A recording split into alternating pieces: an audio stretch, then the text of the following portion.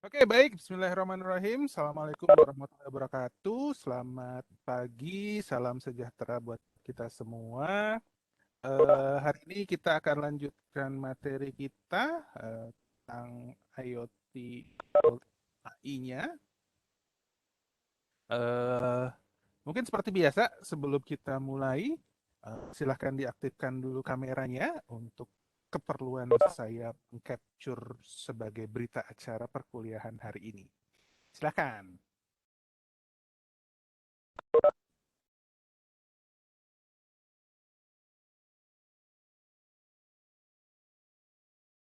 Oke, oke.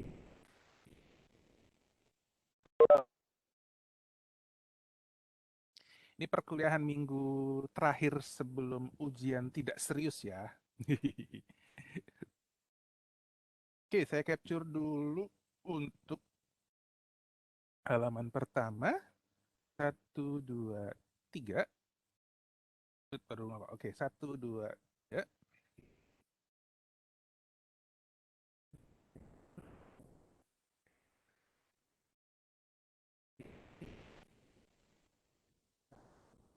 Halaman kedua.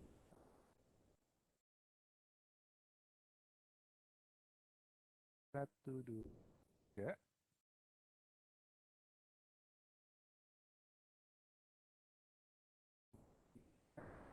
Halaman ketiga. Satu, dua.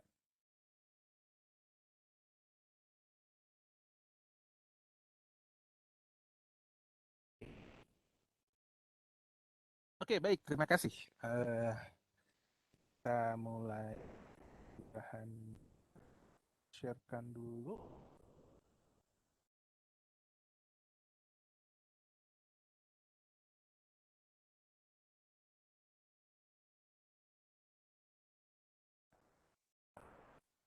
Terus diaktifnya.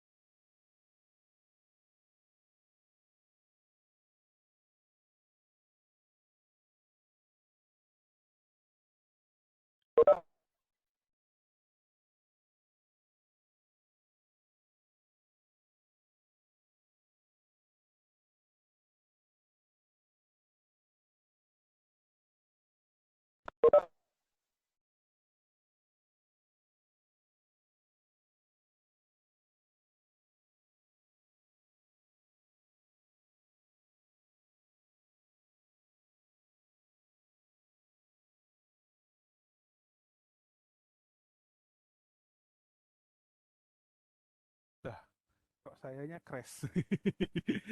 Aduh,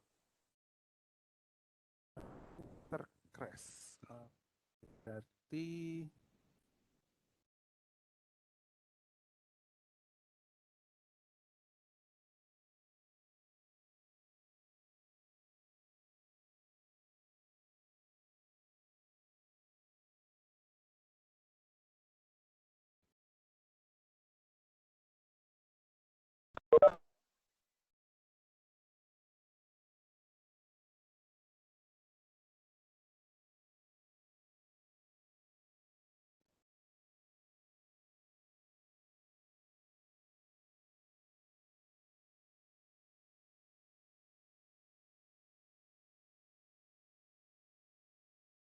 oke, apa masih dengar suara saya? Karena tadi ternyata Ada Pak, sore Pak. terdengar jadi crash dan di sini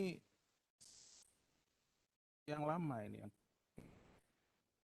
share.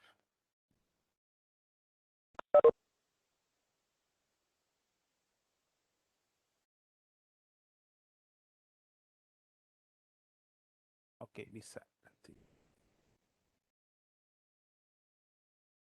Eh,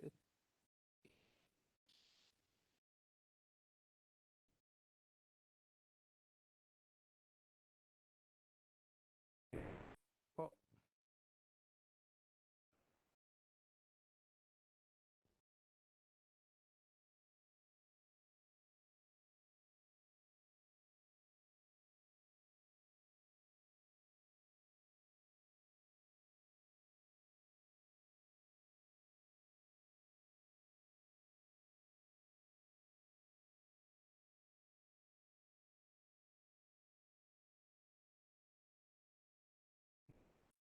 kenapa nggak mau share? Oh, oke.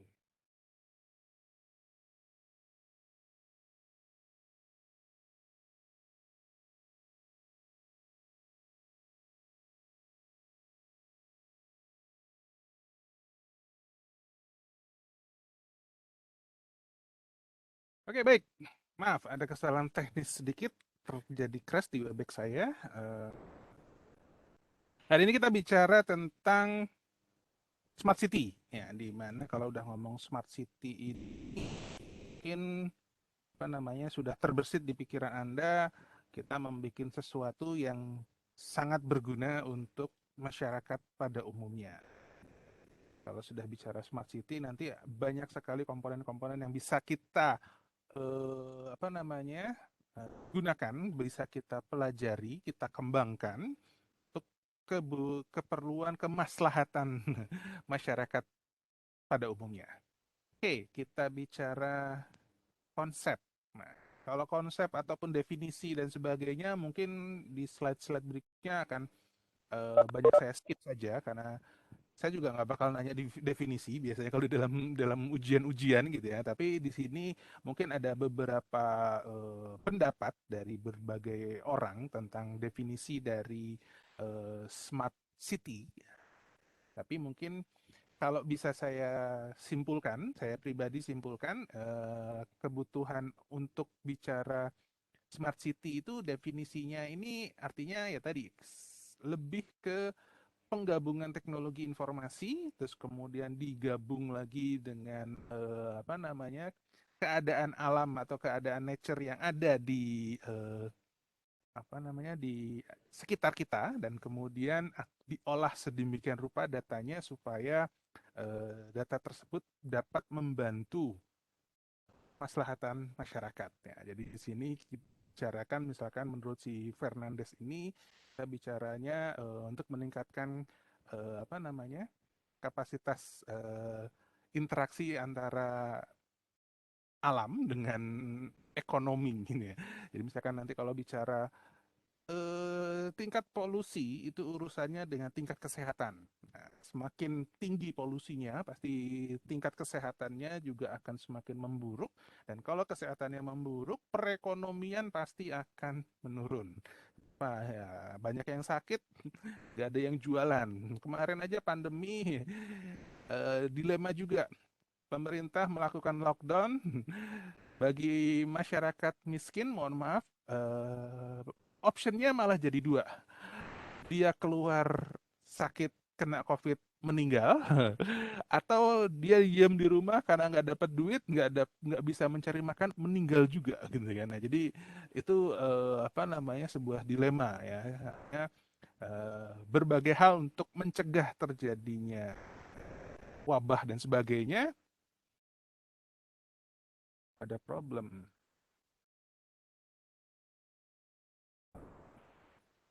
Oke, saya coba lanjutkin. Jadi di sini beberapa apa namanya definisi-definisi atau beberapa eh, pendapat dari berbagai orang yang bisa kita simpulkan di sini. Nah, di sini ada bicara tentang adanya keterikatan antara aktivitas data manajemen, baik itu melibatkan networking, juga ada teknologinya, tetapi ujung-ujungnya adalah yang dilihat dari masyarakat. Ya, ada 5 dimensi di sini, ada utilities, ada health, ada transportation, ada entertainment, dan juga government. Di sini bicara 5 dimensi ini, ya tadi karena semua saling keterkaitan. Tadi saya sudah menyinggung sedikit masalah kesehatan. Nah, kemudian ada polusi. Polusi ini biasanya disebabkan dari adanya apa namanya kendaraan transportasi misalkan, baik itu kendaraan bermotor ataupun kendaraan public transportation. Ya. Kemudian polusinya juga dari misalkan pabrik-pabrik misalkan, nah, tapi itu juga harus dilihat juga dari kebijakan pemerintah seperti apa. Makanya ada daerah-daerah tertentu yang dikhususkan untuk apa namanya daerah industri, ya, karena mas pasti bisa dijamin di situ polusinya cukup tinggi sehingga tidak diperkenankan adanya kawasan perumahan. Nah, itu contoh apa namanya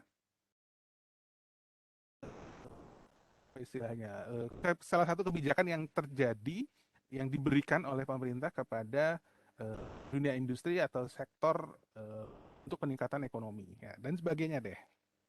Oke, lanjut lagi ada lagi yang bicara tentang inovatif sebuah kota. Artinya di sini bagaimana untuk meningkatkan taraf hidup dan sebagainya, efisiensi atau urban operation, ya, perpindahan dan sebagainya. Kalau misalkan kita ngobrol sedikit politik nih gitu ya.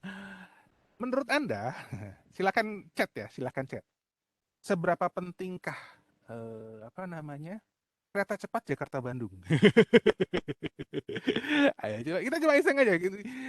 Anda sebagai anak-anak muda misalkan melihat seberapa pentingkah kereta cepat Jakarta Bandung? Kalau bicara seperti itu, menurut Anda ya, jawabannya cuma simpel sih. Saya nggak nanya pendapat, tapi kalau ada yang mau menyampaikan pendapat boleh. Kalau saya pribadi melihatnya memang banyak pekerja, pekerja yang bekerja di Jakarta itu berasal dari Jawa Barat, khususnya Bandung dan sekitarnya. Merasa diperlukan kereta cepat Jakarta-Bandung karena banyak pekerja yang bicaranya PJKA. Pulang Jumat, kembali Ahad. Jadi kereta api merasa kalau setiap Senin itu trafiknya sangat tinggi sampai keretanya jalurnya ditambah gitu kan, dan kemudian hari Jumat sama gitu ya, pulang semua gitu. Nah, tapi sebenarnya ya bukan itu juga permasalahan utamanya. Jadi permasalahan utamanya kan kita bicara namanya ibu kota pasti menjanjikan sesuatu. Nah, menjanjikan sesuatunya ini yang harusnya bisa disamaratakan. Dan kalau saya bilang lagi, kira-kira yang Anda-Anda yang tinggal di Bandung, nah, kita sudah perlu belum MRT, LRT, dan sebagainya? Nah, ini sesuatu yang sifatnya apa ya istilahnya? Sesuatu yang diperlukan gitu ya. Kalau memang kita sudah mulai perlu ya kenapa enggak gitu ya. Oke, saya coba lanjutin dulu. Jadi jangan melantur masalah politik itu bukan urusan kita, tapi kita hanya bisa menganalisis saja. Oke, saya coba lanjutin. Ini masih bicara apa namanya pendapat ya. Oke, coba agak cepat saja. Nah, oke. Next kita bicara struktur. Ya. Di sini ada basic komponen dalam menciptakan sebuah smart city dilihat dari digital infrastructure-nya. Ada 5 komponen yang utama, yang paling atas dulu kayak sebut misalkan network infrastructure. Eh, yang tinggal di daerah mungkin, kira-kira sampai sejauh mana kapasitas kemampuan jaringan provider di daerah Anda misalkan. Mungkin Anda kalau yang di Bandung mungkin kita bisa bilang sudah sedikit lebih merata gitu ya. Tapi kalau saya masih bilang belum belum karena daerah saya kalau sudah sorry itu saya nyebut provider tree ini di rumah ini selalu nggak kebagian sinyal. Tapi kalau di teras kebagian. Saya nggak tahu nih, apakah bangunan saya yang terlalu tebal jadi tidak kuat sinyalnya masuk atau gimana? Atau memang sudah di posisi line of sight-nya, jadi di posisi paling paling pinggir gitu ya. Nah, ya bagaimana pemerataan network infrastrukturnya? Apa masih ada yang kebagian hanya GPRS atau apa namanya sudah selalu LTE 4G atau ya ada yang sudah pakai 5G? Ada yang sudah pakai 5G? Coba kalau misalkan ada yang sudah pakai 5G, tolong ditulis di komentar chatnya. Di apa namanya? Di komentarin. Oh ini saya malah baru baca chatnya. Saya kira tadi dari tadi nggak keluar chatnya. Oh ternyata saya nggak lihat chatnya. Oke. Tentang kereta tadi mungkin penting Pak, namun harga tiketnya mahal sekali. Nah pasti. Kereta api Parahyangan aja udah cukup lumayan. Apalagi kita ngomong apa namanya kereta cepat gitu ya. Harusnya kalau sudah seperti itu ya harganya kita harus berpikir break evennya jangan jangan dikejar cepat gitu ya biar nggak mahal. Kalau nggak ya nggak ada yang naik juga, yang naik juga orang-orang eksekutif aja, rakyat jelata kayak kita kita susah. Oke, next kita bicara fixed dan mobile connectivity, artinya di sini bicara end to end-nya ya. Kalau saya yakin Anda pada saat membeli perangkat gadget ini yang diminta atau yang di request adalah minimal sudah support teknologi yang terkini. Let's say minimal 4G. Kalau untuk 5G ya balik lagi apakah infrastrukturnya juga sudah ada? Mungkin kalau sudah ada, sudah tersedia ya mungkin kita bisa merasakan keenakannya pakai 5G-nya seperti apa. Yang ketiga ada IoT device. Nah, ini juga perangkat IoT ini sangat membantu mendukung sekali dalam berbagai hal karena masing-masing perangkat IoT ini memiliki apa ya istilahnya? Memiliki fungsi dan tujuan masing-masing. Ya. Kebutuhan sensor untuk kebutuhan pengolahan capturing datanya dan sebagainya. Next ada platform dan application. Nah ini berapa kemarin ya? Kemarin atau kapan? Saya baru lagi baca yang lagi rame. Aplikasi yang dibikin oleh BSSN ya untuk bikin password management. Wah, rame banget itu ya. Ada yang dengar kabarnya atau lihat udah nyobain?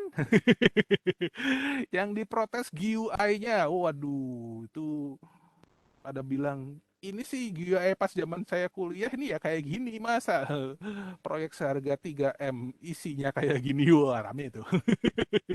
Nah artinya ya kita nggak saya juga nggak mau menghujat bagaimana hanya mungkin developernya itu tidak menggunakan resource sebaik mungkin atau tadi biasanya hanya urusannya kejar tayang. Kalau udah kejar tayang ya susah gitu ya. Next kita bicara data center. Nah ini karena bicaranya smart city, berarti ada data yang dikumpulkan dan kemudian ada data yang diolah sedemikian rupa sehingga menghasilkan sebuah informasi yang harapannya bisa menjadi sebuah keputusan yang baik. Contoh misalkan, Anda bikin alat sensor untuk mendeteksi suhu. Oke, datanya di capture, terus kemudian hasil datanya buat apa? Kan kita akan melakukan analisis. Analisisnya apa? Kalau data cuma di capture 1 jam, 2 jam, itu nggak bisa menjadikan sebuah analisis yang bagus. Tapi misalkan data di capture selama 1 hari gimana? Bisa, cuma yang nggak signifikan. Tapi kalau misalkan kita capture selama 1 bulan, misal gitu ya, 1 minggu atau 1 bulan, kita bisa lihat sebuah pattern nantinya, sebuah pola. Misalkan, kalau Senin itu suhu di dalam sebuah ruangan atau dalam dalam sebuah rumah ini biasanya suhunya sangat panas. Misalkan kenapa? Oh, ternyata karena hari Senin, ada like Monday. Jadi aktivitasnya tinggi. Terus hari-hari biasa atau hari-hari Sabtu Minggu, suhunya turun semua. Misalkan tidak tidak terjadi aktivitas atau karena ya nggak ada orang di rumah. Yang ada cuma kucingnya lewat, tikusnya lewat gitu kan. Jadi suhu di dalam ruangan itu stabil. Nah, kan jadi bisa bisa muncul sebuah analisis. Oke, lanjut dulu, lanjut dulu.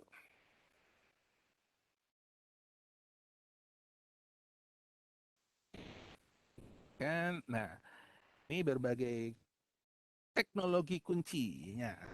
Jadi di sini kalau bicara smart city ya ada sebuah apa namanya teknologi yang juga menyertai dari adanya smart city tadi. Nah, smart city sendiri sebenarnya di dalamnya banyak gitu ya. Dari yang saat ini kita rasakan kita bisa sebut smart education. Artinya apa namanya? Karena adanya pandemi, seluruh aktivitas pendidikan dipush untuk dilakukan secara online. Ini bisa dibilang kita melakukan salah satu teknologi smart education. Pembelajarannya tidak selalu secara konvensional tatap muka, tapi dilakukan secara apa namanya virtual. Artinya kita masih bisa melakukan tatap muka, hanya tinggal kalau sudah balik lagi ke masalah apakah benar edukasinya terjadi. Nah, ini. Kalau mungkin untuk level SMA atau university, mungkin balik lagi sudah ke individu ya. Individunya artinya apakah anak tersebut memang bisa mengikuti secara virtual atau tidak. Karena sudah ada anak-anak yang sudah mulai, oh saya memang perlu nih ilmunya, berarti saya akan duduk manis mendengarkan, bukan eh, menyalakan komputernya, apa namanya, menjalankan aplikasi telekonferensinya, tapi orangnya entah kemana, gitu ya. Jadi makanya kalau kalau di kampus kadang-kadang suka mewajibkan videonya harus dinyalakan. Nah itu hanya untuk memastikan. Tapi kalau saya sih ya don't care sih, bodo amat gitu kan. Udah mau dengerin mau kagak bukan urusan saya juga, karena masa depan Anda adalah urusan Anda. Saya hanya memberikan rambu-rambunya. Syukur-syukur kalau pas Anda mendengerin dan pas nanti di dunia kerja Anda bilang, oh iya ya bener ya yang kata Pak Vidya ya gitu kan. Oke, itu hanya bicaranya next gitu ya. Oke, next saya lanjutin. Jadi kalau bicara smart city, kita bicara banyak hal. Ada smart environment, ya, lingkungan yang smartnya seperti apa. Ada smart, sorry, ada smart transportation, smart industry, smart energy, smart healthcare, dan smart living, di mana jalannya ada smart building, smart citizen, dan sebagainya. Nah, ini smart yang ada ini yang menciptakan sebuah smart city, tapi pasti didukung sebuah teknologi di dalamnya. Tadi sudah dibilang ada data yang akan kita olah. Berarti kita akan bicara data management sampai big data analytic. Big data analitiknya seperti apa? Misal, saya akan bikin sebuah smart home, di mana smart home ini bisa mendeteksi, misalkan paling sepele ya, saya bisa mengatur suhu yang ada di dalam ruangan. Di gimana Pak maksudnya? Ya, kalau misalkan saya sedang bekerja, terus kemudian pada saat saya akan pulang ke rumah, dan mungkin lagi musim panas ya, musim panas-panasnya. Jadi keluar dari luar rumah lagi panas-panas, terus mau masuk rumah itu kan pengennya yang langsung adem gitu ya. Nah, tapi masalah yang terjadi kalau kita tidak menggunakan teknologi smart home misalkan, masuk rumah ya suasana rumah ya masih mungkin suhu normal rumah rumah gitu ya. Tapi kan kita pinginnya suhunya lebih dingin misalkan. Nah, kita masuk rumah karena suhunya masih suhu normal, baru kita nyalakan air conditioner, AC misalkan, kita nyalain aircon, langsung dingin? Enggak kan, pasti menunggu jeda sekian menit, 5 menit, mungkin 10 menit baru ruangannya akan terasa dingin. Itu kan agak sedikit mengecewakan bagi kita yang udah panas-panas, masuk rumah masih belum bisa adem gitu ya. Nah, kita buat sebuah smart home-nya bisa berkomunikasi dengan perangkat gadget saya. Kalau misalkan disebutkan posisi gadget saya sudah mendekati radius, let's say 1 kilometer dari rumah, AC-nya langsung tiba-tiba nyala sendiri. Sehingga harapannya 5 menit atau 10 menit berikutnya kan saya sudah sampai rumah nih. Nah, berarti apa namanya? AC-nya sudah nyala, jadi begitu masuk rumah pasti sudah lebih dingin, pasti akan enak. Gitu kan? Atau misalkan pada saat saya keluar rumah, pergi ke kantor dan sebagainya. Penyakitnya adalah kita lupa. Lupa apa? Lupa matiin AC. Nah, kalau udah bilang lupa matiin AC, ya tadi balik lagi dengan sensor yang saya bikin supaya AC-nya bisa berkomunikasi dengan perangkat gadget saya. Begitu ternyata saya sudah meninggalkan rumah dalam dan sudah melebihi jarak radius 1 kilometer misalkan, ya sudah AC-nya matiin. Itu kan hal-hal yang sepele tapi bisa Anda gunakan. Atau tadi pulang ke rumah kondisi lagi hujan deras. Terindikasi saya mau pulang ke rumah, ya jangan AC yang dinyalain, heaternya kalau perlu yang dinyalain. Atau kalau perlu langsung mesin coffee makernya nyala, sehingga begitu datang langsung ambil mesin coffee maker saya, sudah tersedia airnya dan tersedia kopinya. Tapi belum ada ya yang bikin Indomie maker gitu ya. Kalau ada yang sudah teknologi yang bisa bikin itu mungkin seru gitu ya. Pasti banyak yang beli, khususnya anak kos nih. Oke, saya coba lanjutin. Nah, ada perangkat IoT, oh tadi sudah secara nggak langsung disinggung ya. Jadi ada bicara sensor dan sebagainya. Ada AI-nya. AI-nya tadi ya tadi kalau misalkan dia bisa membaca bahwa oh lagi hujan, oh ya udah jangan dinyalain AC, heaternya kalau perlu yang agak dinyalain. Tapi nggak tahu ya apa namanya? Perangkat aircon di Indonesia apakah tersedia heaternya juga? Nah, saya nggak tahu. Karena saya di rumah nggak pakai AC. Cukup pakai kipas yang menyala 24 jam jadi Romusa di kamar saya. Oke, next ada cloud juga untuk media penyimpanan sebagai data center. Karena saat ini banyak orang beralih atau apa namanya startup baru daripada bikin server ya pasang aja di cloud dan itu lebih murah gitu kan. Kayak saya kemarin di AWS itu baru keluar tagihannya kurang dari $1 untuk 8 giga traffic. Ya, emang kok 8 giga mah kecil Pak? Iya, saya nggak perlu bikin banyak-banyak kok cuma buat percobaan aja. Artinya cuma let's say kurang dari $1 berapa Pak? 0,88 dolar. Berarti kalau $1 let's say 15.000 ya kan nggak sampai 15.000 gitu. Kurangin 1.500 mungkin cuma 13.500 per bulan. Daripada harus bikin server, harus punya ruangan, harus punya AC gitu kan. Ini salah satu solusi saat ini gitu ya, bahkan lebih menekan biaya.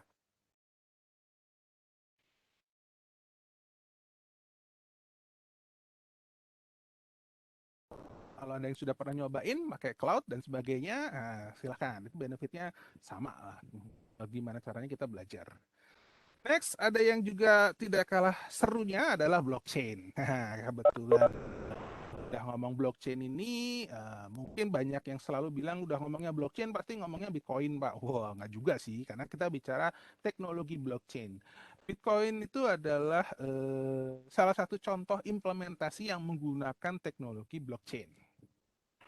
Cuma kemarin juga ada yang sedang ramai juga membicarakan bukan blockchainnya sih, lebih membicarakan koin-koinnya. Apakah itu termasuk money game? Saya juga nggak tahu juga. Saya bukan pengamat money game, tapi kalau sudah bicara MLM, nah itu memang saya ngalamin sendiri karena diminta membuat analisis eh, transaction sebuah MLM. Nah, pas saya hitung, nah, ternyata memang crash juga. Jadi ya ini yang saya tahu bahwa ini adalah money game. Di level top piramidanya, di atas itu dia banyak untungnya. Tapi untuk bayar keuntungan dia ngambil yang bawahnya dari member baru. Ya. Sampai bagaimana? Nah ternyata waktu itu saya bikin yang bukan matahari ya, tapi mungkin binary. Ya. Cukup rekrut 2 orang. Setelah sekian level kedalamannya, crash. Crashnya apa? Yang semula untung bermiliar-miliar, nextnya langsung rugi sekian miliar.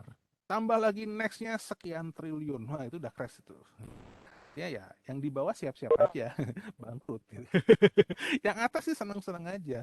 Jadi makanya banyak yang korban-korban MLM dan sebagainya. Oke, saya nggak bicara banyak, tapi bicara teknologinya.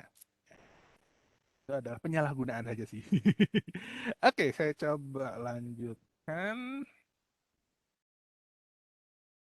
Nah, contoh ada Smart City Jakarta, Anda bisa cek sendiri. Ada beberapa kota yang juga melakukan teknologi Smart City. Ada Smart Sensor, ada untuk bicara trafficking dan parking.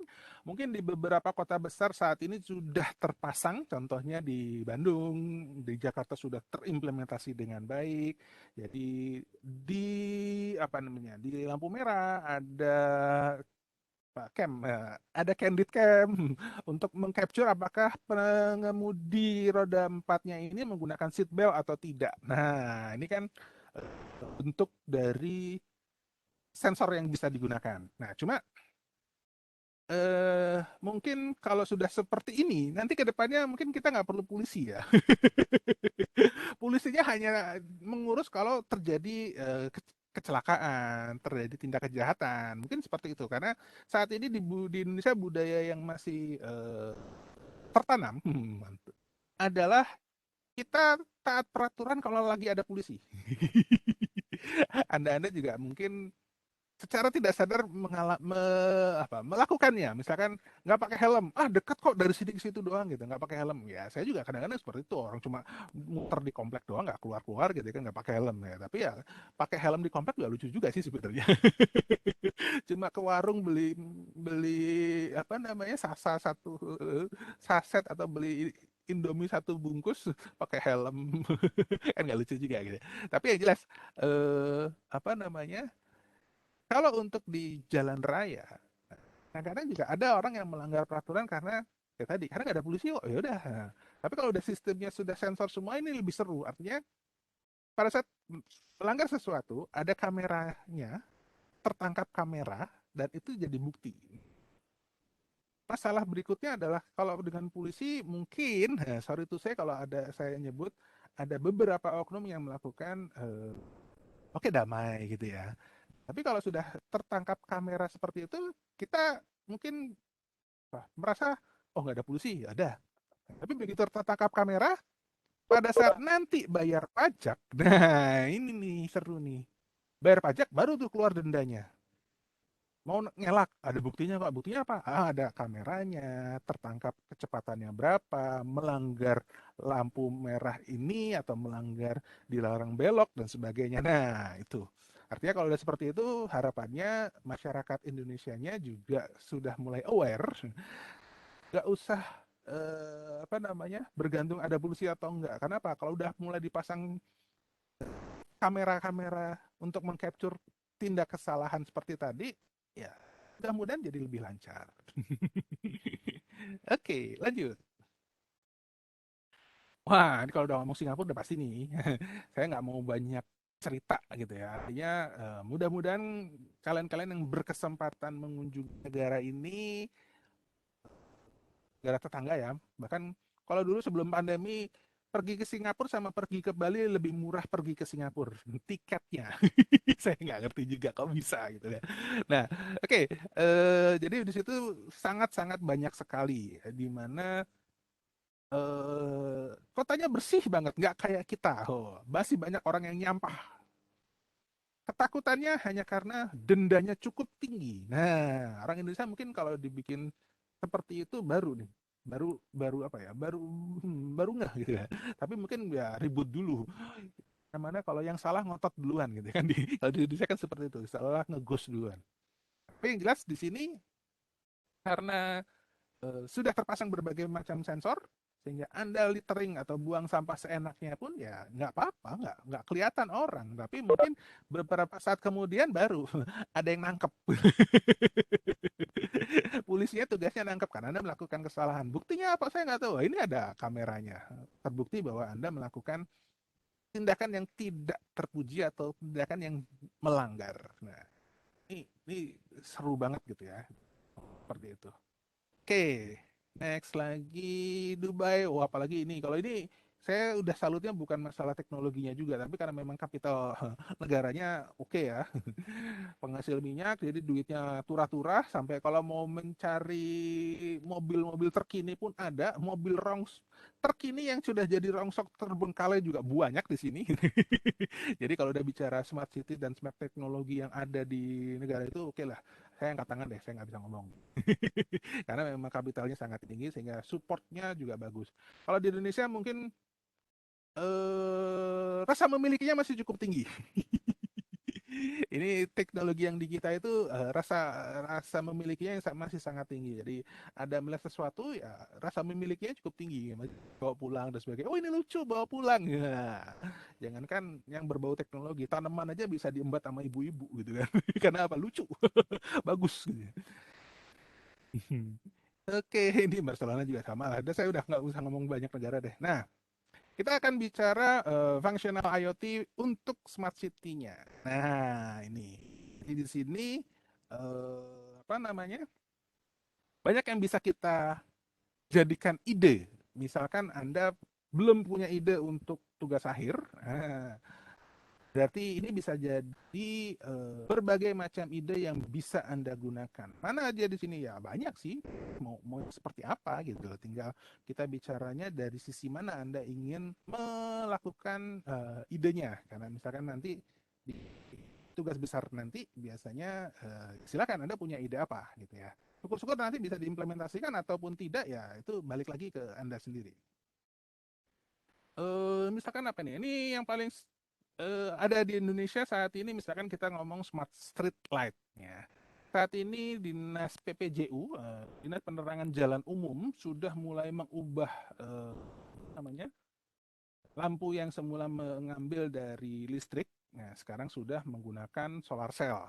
Minimal perubahannya seperti itu sehingga energi listrik yang diperlukan untuk menyalakan lampu penerangan jalan umum sudah beralih menggunakan solar cell, menggunakan baterai. Tapi memang ada lifetime-nya. Nah, lifetime-nya adalah dari baterainya tadi. Nah, kemudian sudah diganti juga tidak menggunakan lampu biasa tapi sudah menggunakan lampu LED. Nah, itu juga tapi ada lifetime-nya juga. Tapi mungkin lebih secara ekonomis saya nggak ngerti ya, bukan orang keuangan juga, tapi mungkin secara ekonomisnya mungkin lebih murah menggunakan LED dan baterai, mengganti LED yang sudah mulai redup misalkan atau mengganti baterai yang sudah tidak bisa menyimpan dengan durasi cukup lama daripada harus bayar listrik si lampu penerangan tersebut. Tapi ya nggak tahu lagi kalau udah urusannya korupsi untuk beli baterainya dan sebagainya. Nah itu saya nggak ikutan deh. Yang penting biasanya uh, seperti itu untuk bicaranya green energy misalkan gitu ya. Ada smart building, banyak sekali saat ini sudah mulai mengubah teknologi lampu yang ada di dalam kantornya dengan menggunakan motion detection. Jadi artinya lampu-lampu yang di dalam toilet biasanya itu. Di dalam toilet ini biasanya kita masuk selalu menyalakan, keluarnya lupa matiin. Baik itu lampunya ataupun itu kerannya. Bisa Anda lihat sendiri kalau Anda sedang di di tempat-tempat umum gitu ya, terus kemudian Anda masuk ke toilet, nah, oh ini keran airnya ngucur aja terus gitu kan. Nah, kalau misalkan sudah dengan menggunakan sensor dan sebagainya, mungkin akan lebih ngirit gitu ya. Banyak sih yang bisa ini, tapi mungkin silahkan apa namanya idenya nanti disiapkan untuk tugas besarnya. Saya mau berdiskusi dengan saya, mau grup boleh, mau japri boleh tentang kira-kira mau bikin apa sih gitu. Apa yang harus diperhatikan. Ya. Oke, saya coba lanjutin lagi biar tidak terlalu lama. Ini ada smart IoT-nya, smart city untuk IoT-nya lebih detailnya ya. Jadi di sini kita bicara ada smart infrastructure, building, industrial, city service, energy management dan sebagainya. Di situ secara infrastruktur ada smart lighting, connected street, smart parking dan sebagainya lah. Itu ini yang tabel di bawah ini adalah lebih bukan tabel apa panah-panah ini lebih mendetailkan kira-kira kalau misalkan saya bikin smart parking itu masuk dalam kategori apa? Itu masuk dalam kategori smart infrastructure. Kalau kemudian smart infrastructure, maaf. Terus kemudian misalkan dari bicara kita bicara smart building, ini banyak juga yang bisa kita definisikan, mau bicara apanya, ada bicara safety security sistemnya, ada garden and sprinkle sistemnya, terus kemudian ada heating, ventilation, ada structural health building, smart home. Ini struktur ini juga seru karena bisa melihat mendeteksi kerusakan-kerusakan pada dinding. Jadi misalkan sudah ada retak rambut gara-gara gempa misalkan, berarti kita harus cegah atau harus kita lakukan upaya seperti apa. Oke?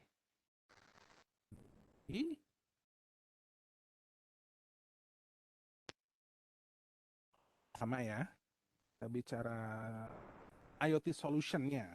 Nah, karena bicara IoT, bicara smart city, pasti tadi ada urusannya dengan network. Kira-kira harus seperti apa? Kapan kita gunakan Bluetooth? Kapan kita gunakan Wi-Fi? Atau kapan kita gunakan WiMAX? Misalkan kapan kita gunakan LTE atau 5G sekalian, gitu kan? Banyak yang bisa kita pertimbangkan ya. Jadi untuk berbagai hal dalam hal ini solusi yang kita perlukan seperti apa. Dan juga ini masih sama. Ya, saya lihat dulu. Nah, sehingga ekosistem dari sebuah smart city, karena kita sudah tahu kebutuhan-kebutuhan teknologi dan implementasinya tadi seperti apa, maka ekosistem yang terlihat di sini bahwa ada city arsitektur, ada enterprise IoT arsitekturnya dan juga operating arsitekturnya, kita bisa pertimbangkan. Oke, ini secara ekosistemnya, bicara kalau sudah bicara bagaimana sebuah smart city-nya bisa terjalin gitu ya. Ya kalau udah ngomong pilarnya dulu kita bicara security dan compliance-nya. Terus kemudian bagaimana urusannya nanti kalau sudah bicara government-nya seperti apa? Ya, kebutuhannya bagaimana? Governmentalnya, policy-nya bagaimana? Oke, lanjut aja dulu. Ini nggak bicara masih ekosistemnya, skip saja. Bisa dilihat aja deh. Kemudian kita bicara bagaimana operatingnya ya, karena di sini kita bicara segala sesuatunya tergantung dari infrastruktur. Bagaimana kita bisa membuat sebuah perangkat IoT yang baik kalau tidak didukung dengan infrastruktur yang jelas. Perangkat IoT-nya juga kita harus tahu dulu kapasitas atau kemampuannya. Kalau hanya bisa mengcapture misalkan suhu sampai 100 derajat, ya jangan dipakai buat mengetes peleburan biji baja gitu ya, nggak bakal nyambung juga. Terus kemudian bagaimana pengiriman data hasil capture tadi ke sebuah data center? Apakah kita perlu kecepatan yang sangat tinggi ataupun kita karena tidak terlalu terlalu cepat juga diperbolehkan misalkan. Terus kemudian bagaimana pengolahan datanya? Di sini nanti kita akan bicara bagaimana sensing layer-nya, konektivitas dengan hub-nya, dengan cloud-nya, dengan edge-nya, terus kemudian bagaimana konektivitas layer-nya, baik itu menggunakan GPRS, IoT, LoRa-nya, 5G-nya, sampai ke end device-nya. Ya. Oke. Nah, ini berikutnya kita bicara application-nya aja deh. Application di IoT-nya seperti apa? Sebelumnya mungkin kita tadi melihat ada smart education. Nah, mungkin yang seperti ini masih cocok untuk bicara smart education. Tapi udah kalau bagi kita, Anda sudah biasa dengan melakukan telekonferensi seperti ini, mungkin sudah nggak aneh. Tapi mungkin untuk anak-anak level kindergarten, TK, SD, ya, mungkin masih perlu. Who can name the planets in order from the sun? Ava? Mercury, Venus, Ethan? Earth, Mars, Jupiter, Mark? Pluto, No. Ava? Saturn, Uranus, Mark, don't even think about it.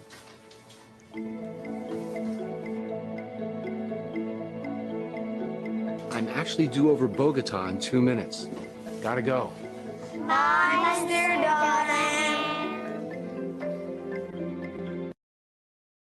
Oke, itu contoh smart education ya. Tapi untuk kita mungkin udah nggak aneh gitu ya. Tapi untuk anak-anak yang seperti tadi, pembelajaran yang seperti itu mungkin menjadi curiosity tinggi gitu ya. Artinya mereka akan memiliki cita-cita. Oh, saya mau jadi astronot. Nggak tahu kalau di Indonesia bisa bisa bikin seperti itu, mungkin urusan dengan NASA-nya ribet banget mungkin ya. Atau misalkan pengen jadi dokter, ngobrol sama dokter yang sedang melakukan bedah. Wah, yang ada langsung di ban. Kenapa? Ini banyak darah-darah berceceran di mana-mana kok disuruh ngajarin anak TK SD. Wah, yang ada nanti anak-anaknya jadi psikopat nanti. Oke, next kita coba lihat video berikutnya. Ready? 1, 2.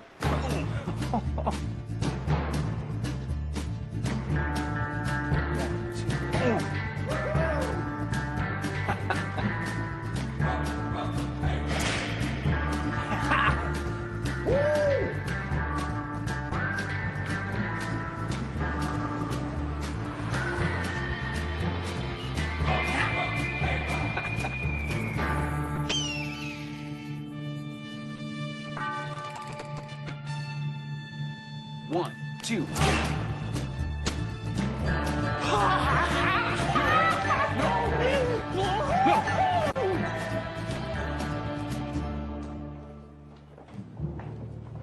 Hello, Hong Kong. Thank you for joining us and thank you for letting me run it. Working together in all kinds of ways. Together, Oke, jadi kalau tadi video tadi itu iseng aja ya. Jadi karena kemajuan teknologi udah bicaranya teleconference, itu dua orang engineer-nya taruhan. Lo nggak mungkin bisa ngalahin gua. Kalau lo bisa ngalahin gua potong mau hack gitu kan. Ternyata menang di saat-saat terakhir sehingga yang tadi sombong banget akhirnya harus mau hack. Itu kan sesuatu yang ya seru-seruan aja. Oke, kita bicara next-nya ada smart lighting. Tadi sudah sedikit saya singgung ya di apa namanya dinas lampu jalan gitu ya. Ada di sekitar Anda yang menggunakan solar cell? Nah, saya punya teman Bogor kebetulan beberapa tahun yang lalu dia membeli di sebuah perumahan, tapi karena urusan masang listriknya itu ribet lama dan memakan biaya yang cukup tinggi, akhirnya dia bikin solar cell. Nah, dan kemudian giliran listriknya sudah mulai banyak masuk, dia pasang pas lagi ada gebiar dan sebagainya, dia bilang listrik saya yang saya pakai tetap dari solar cell-nya, tapi PLN-nya kalau solar cell-nya misalkan kita keterbatasan baterai. Jadi malah dia tidak bergantung, tapi mungkin itu salah satu solusi yang bicaranya green-greenan gitu ya. Oke, jadi kita bicara di sini smart lighting-nya banyak bagaimana untuk mengefisiensikan lampu jalan atau misalkan lampu di depan rumah Anda yang kadang-kadang itu juga bisa jadi indikator tindak kejahatan. Nah, kok bisa Pak? Lah ya, rumahnya lampunya nyala terus, berarti kan orangnya ada di rumah. Menimbulkan apa namanya kemungkinan orang berpikir bahwa oke, berarti ini rumah kosong gitu, orangnya lagi nggak ada gitu kan. Jadi bisa menimbulkan memicu sebuah tindak kejahatan. Tapi kalau misalkan kita pasang smart light, walaupun itu saat ini sudah banyak ya lampu-lampu yang menggunakan sensor cahaya, sehingga akan menyala sendiri pada saat malam dan mati kalau saat siang hari. Nah itu juga solusi itu bisa bisa salah satunya bisa digunakan ya.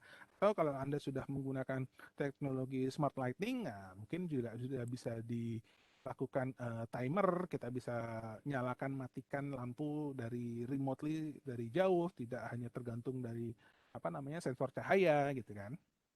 Oke. Connected street ini biasanya untuk bicara rambu lalu lintas. jalur mana yang harusnya akan didahulukan, terus kemudian jalur mana yang mungkin didahulukan kalau ada apa ya, misalkan kendaraan-kendaraan yang memiliki prioritas tinggi. Yang sudah pernah saya sampaikan, mungkin kita bicara ada ambulans, ada polisi, ada damkar gitu ya. Mana yang harus didahulukan kalau misalkan ditemukan seperti itu, sehingga lampunya otomatis hijau. Karena saya sudah ngalamin di lampu merah, lagi posisi merah, belakang saya gak lama terdengar suara sirene yang paling nyaring sekali, yaitu damkar tuh.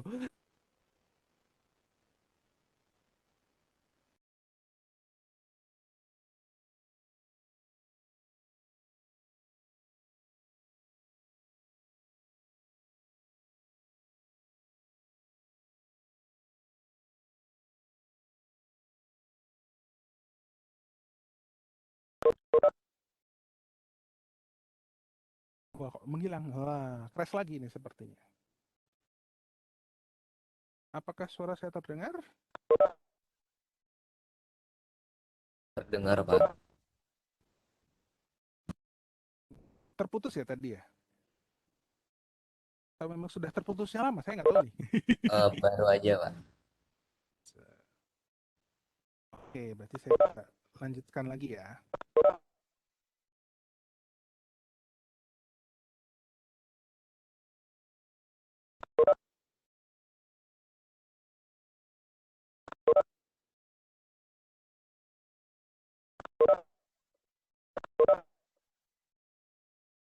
Oke, nggak apa-apa.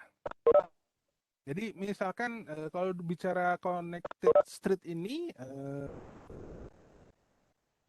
sampai lupa tadi. Oh ya, tadi misalkan karena saya ngalamin sendiri pada saat di lampu merah, dalam posisi kita berhenti karena memang lampu merah, tidak lama di belakang saya itu apa namanya, sirene yang paling nyaring sekali, yaitu sirene mobil damkar, dan itu yang prioritas paling tinggi gitu ya untuk bisa lewat. Dan kita bingung juga mau maju nggak mungkin karena depan saya motor semua, motornya yang berada di zona apa namanya, zona khusus motor gitu ya, dan kita mobil di belakang nggak bisa.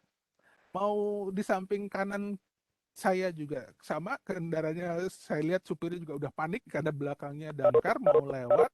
Akhirnya kita inisiatif klakson gitu ya. Mencet klaksonnya.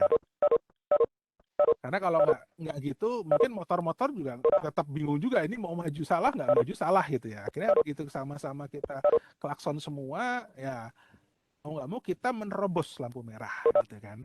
Tapi ya untung saja suara damkar ini kan paling kencang gitu kan. Jadi mau nggak mau kendaraan-kendaraan yang berlawanan dengan kita atau yang sedang posisi hijau ya harus mengalah gitu kan. Nah, harusnya harusnya kalau udah bicara smart city, connected street ini fungsi kamera yang ada di dalam lampu merah itu adalah gunanya untuk memberikan prioritas harusnya. Begitu memang terlihat AI-nya bisa membaca bahwa ini mobil damkar yang mau lewat dan sedang dalam menjalankan tugas, bukan damkar yang mau pulang gitu ya. Artinya damkar yang sedang keluar dari sarangnya untuk menjalankan tugas.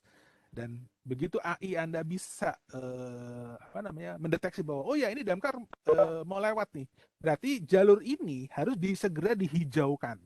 Lampunya harus menyala hijau, lampu yang lain segera berubah menjadi merah. Nah, itu contoh gitu ya.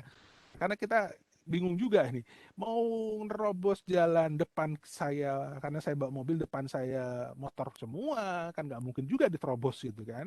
Nah, akhirnya kita sampai buka kaca, Pak, maju Pak, maju. Damkar yang mau lewat nih gitu kan. Nah, akhirnya mereka juga maju juga gitu kan. Tapi ya untungnya ya tidak menimbulkan kecelakaan, karena ya kadang-kadang ada orang yang nggak ngerti juga ini kenapa orang pada nerobos gitu ya. Mungkin telinganya lagi budek gitu kan, nggak dengar suara sirene damkar. Jadi memang pada saat berkendara kita tidak disarankan menggunakan headset. Nah, jadi anda yang menggunakan headset di sepeda motor, oke lah boleh, tapi mungkin jangan dua-duanya Anda pasang. Kiri kanan jangan dipasang. Supaya apa? Tadi suara-suara yang seperti ini, nah ini apa namanya, urusannya panjang nih. Dalam mobil pun menyetel musik boleh gitu kan, tapi ya jangan sampai suara luar nggak terdengar. Kayak tadi misalkan suara damkar nggak kedengar, wah itu Anda berarti bisa jadi menghalangi proses pertolongan yang sedang dilakukan. Oke, lanjut. Jadi misalkan connected street-nya bisa seperti itu, mungkin akan lebih baik. Ya. Oke, next. Ada smart parking. Ya, mungkin saya yakin Anda sudah terbiasa melihat smart parking ya. Bicara smart parking ini sebenarnya banyak, nggak cuma melihat jumlah berapa slot parking yang tersedia, tapi juga mungkin bisa melihat, ini disebutkan ada CO emission. Nggak bisa dilihat juga kadar CO-nya di ruangan itu seperti apa, sehingga apa bisa menyalakan blower, kipas dan sebagainya. Kalau Anda perhatikan biasanya di gedung parkiran itu ada blower gede di atas, itu nyala terus. Tapi kalau gila nggak ada kendaraan ya ngapain dinyalain gitu kan, boros listrik juga gitu ya. Tahu misalkan kalau yang pernah saya sampaikan idenya adalah mendeteksi kendaraan ada di mana. Karena pada saat kita masuk ke dalam sebuah parkir zone, kameranya akan mengcapture mobil Anda. Capture apa? Misalkan warna, body, terus kemudian plat nomor dan sebagainya.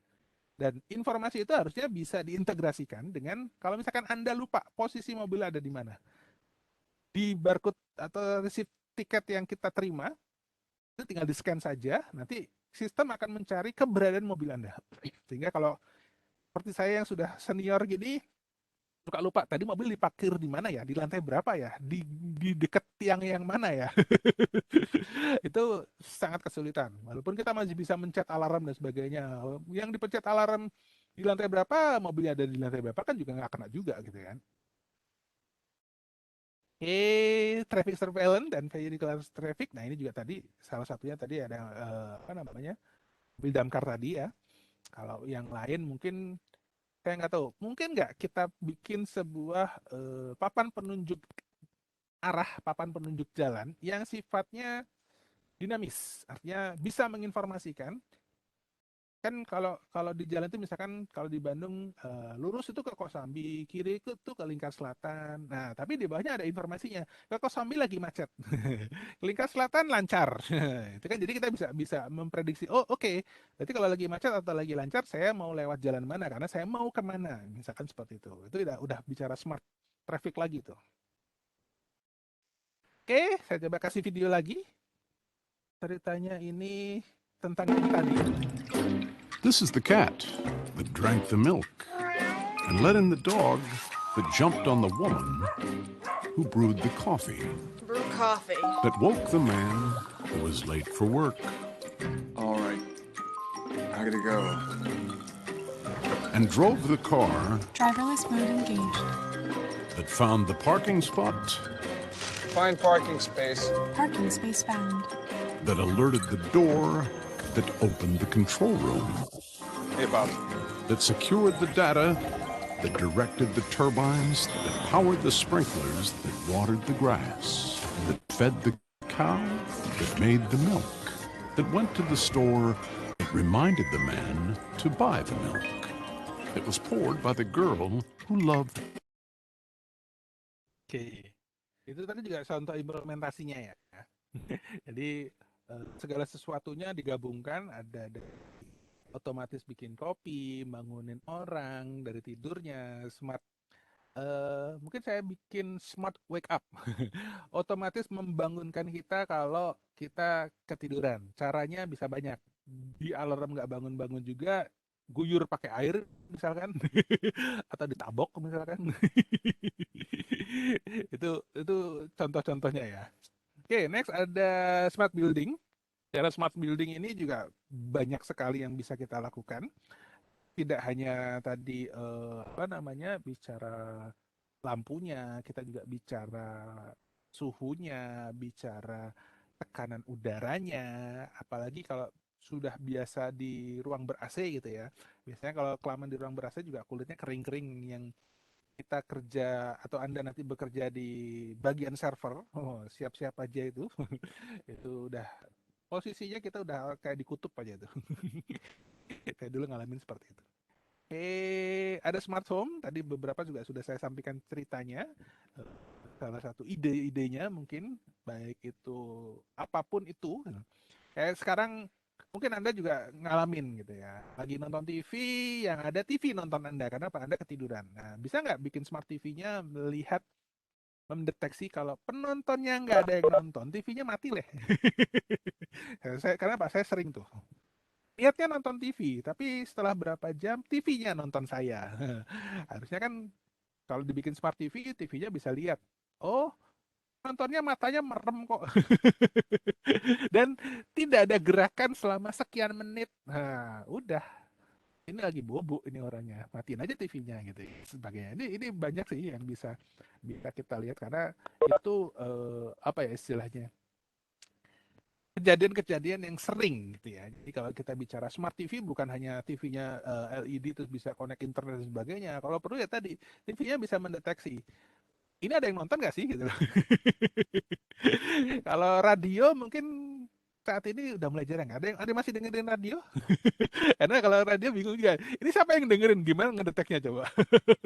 Nggak ada orang di situ ya berarti bisa dimatiin. Tapi kalau TV kan orangnya ada di situ dan orangnya mungkin ketiduran. Jadi bukan orang nonton TV tapi TV nonton orang gitu ya. Oke, coba kita lanjutin. Ini ada videonya lagi tentang smart building tadi, salah satu contohnya. Hey, Bob. How's life in IT? Good. Hey, on your way out, would you mind turning off the lights? Not a problem. All of them? Yeah. Could you also turn off the coffee makers? Yeah. Could you dim the lights in the fish tanks and turn off the computer monitors, the phones, the AC, the copying machines? Anything else? Could you do the same thing at our Monrovia facility? It's only 20 minutes away. If it's not a problem. Not a problem at all. Thanks.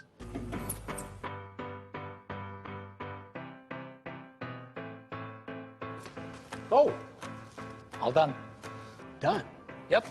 We're using EnergyWise so our network can turn off everything automatically. Of course. I knew that. Oh, you didn't get those lights.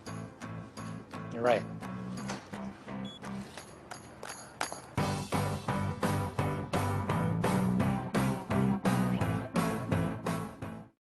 Oke, itu tadi contoh smart building ya. Tapi mungkin kalau mau saya tambahin, bisa nggak dengan smart meter airnya juga? Nah, tadi mungkin di toiletnya ada yang lupa matiin keran, gitu kan? Jadi otomatis kerannya juga mati, kerannya tidak menyala.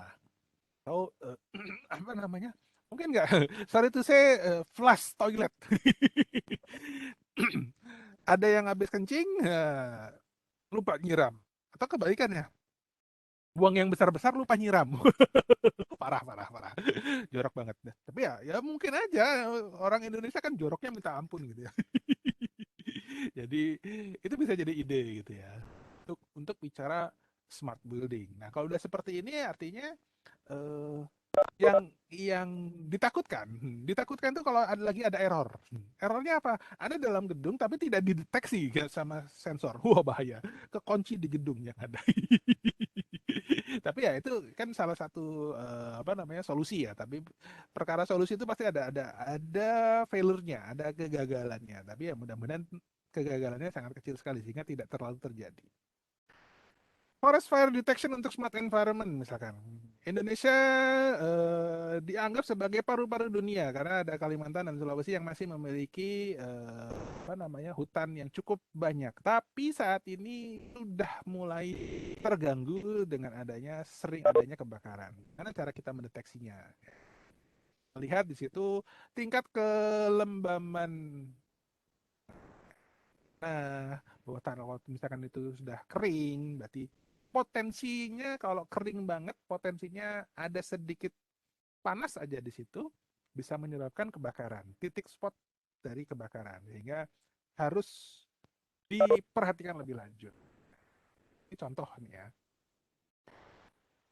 Polusi udara. Nah, kalau yang sering bisa lihat mungkin di daerah-daerah tertentu, misalkan bedanya Jakarta sama Bandung. Kayaknya udah ngomong gitu, kayaknya udah mulai sama sih tingkat polusinya ya.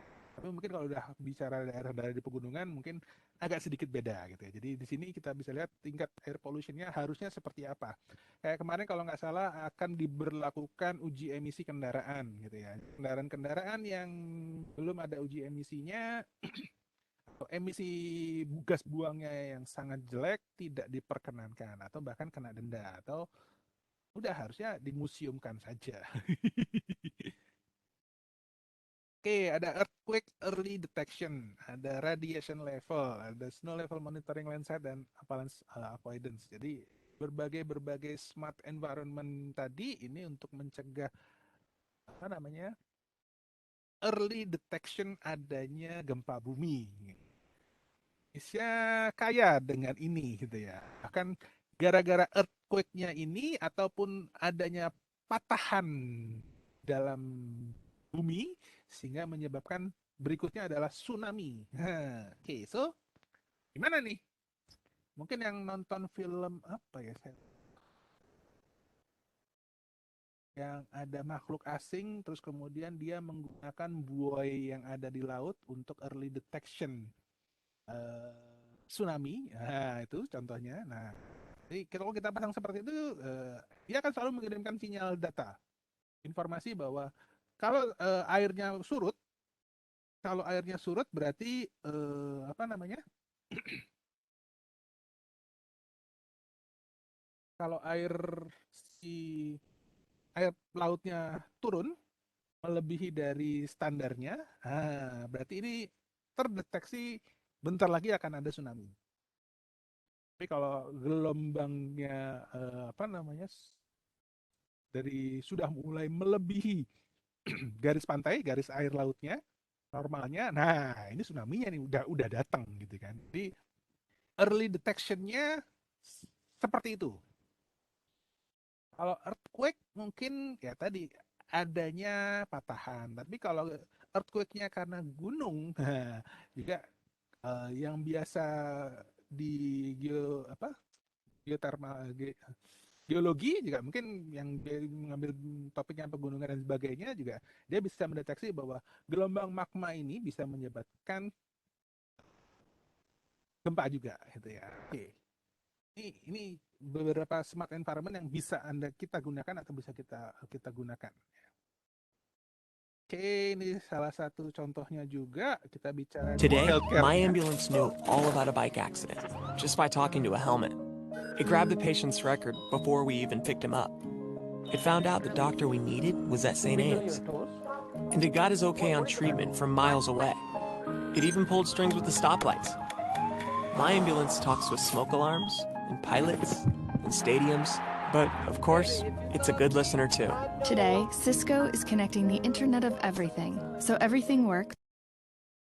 Oke, itu tadi juga contoh juga yang hobi sepeda di pandemi ini banyak orang yang beralih jadi bikers, bikers sepeda tapi ya gimana bisa dikonekkan dengan apa saja gitu ya, konek ke polisi dan sebagainya. Cuma mungkin di Indonesia belum ada, saya belum menemukan helikopter khusus untuk penanganan emergensi. Nah, kalau di film-film kita bisa lihat ya, namanya ada kecelakaan jalan tol itu yang turun bukan ambulan tapi helikopternya, helikopter rumah sakit. Atau ya, kita udah mikirin belum sih ya seperti itu?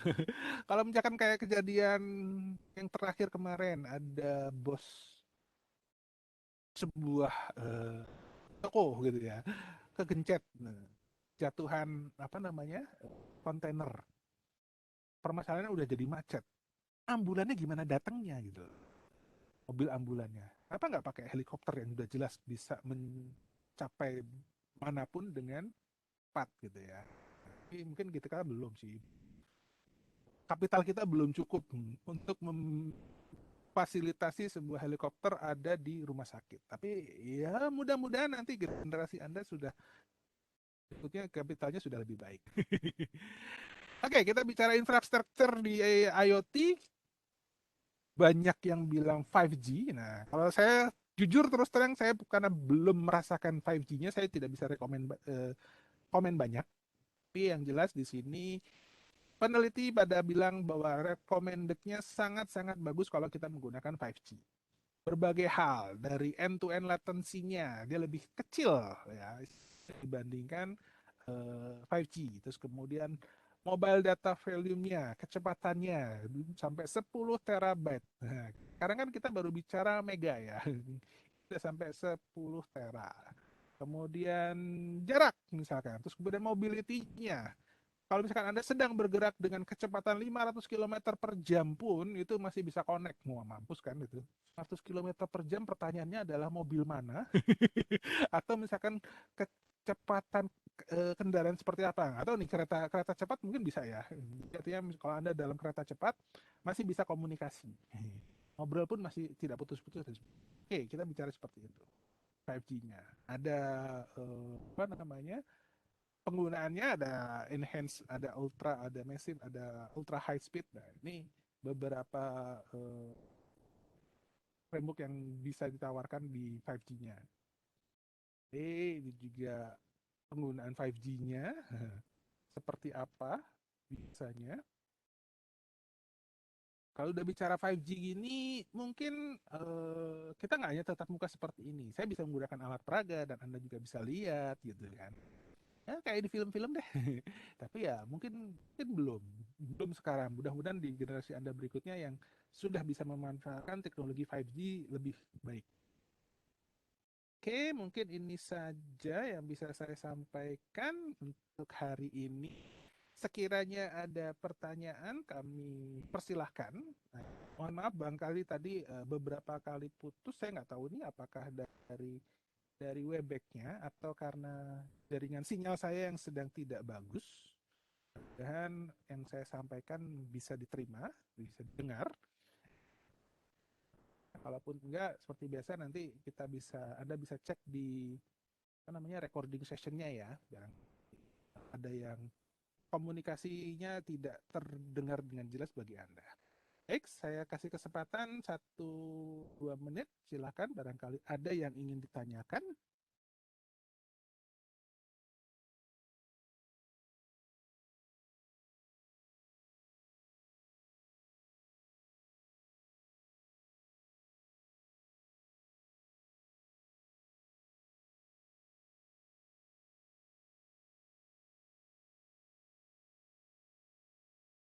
Baik, kalau gitu, kalau karena tidak ada pertanyaan, mungkin saya bisa cukupkan terlebih dahulu pertemuan kita hari ini.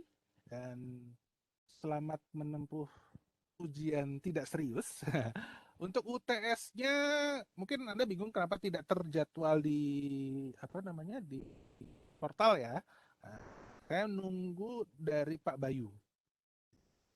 Kalau pengalaman semester kemarin itu dari Pak Bayunya, kita tetap ada ujian, hanya nanti akan diumumkan di LMS secara langsung dan tidak terjadwal dari sistem, sehingga biasanya Anda akan diberikan kesempatan beberapa jam atau beberapa hari mungkin untuk menyelesaikan tugasnya dan diberi durasi waktu tertentu lah, misalkan untuk mensubmit jawaban Anda. Mungkin pastikan nanti akan saya informasikan kapan akan dilaksanakan UTS-nya. Mudah-mudahan semua yang ada di dalam WhatsApp grup saya bisa dapat informasinya. Jadi nggak ada istilah nanti bilang, wah Pak saya nggak tahu informasinya. Nah, saya sudah sampaikan di kelas ini dan mudah-mudahan juga kalaupun teman-temannya juga bisa saling mengingatkan rekan-rekan yang lainnya. Jadi UTS-nya kapan akan diselenggarakannya, saya masih menunggu dari Pak Koordinator, Pak Bayu. Baik, itu saja yang bisa saya sampaikan hari ini. Karena tidak ada pertanyaan, mungkin bisa saya akhiri pertemuan ini. Selamat menempuh ujian tengah semesternya. Mudah-mudahan mendapatkan nilai yang terbaik. Saya akhiri pertemuan hari ini. Wabillahi taufiq wal hidayah. Wassalamualaikum warahmatullahi wabarakatuh. Terima kasih. Waalaikumsalam warahmatullahi wabarakatuh. Kasih banyak Pak. Terima kasih banyak, Pak.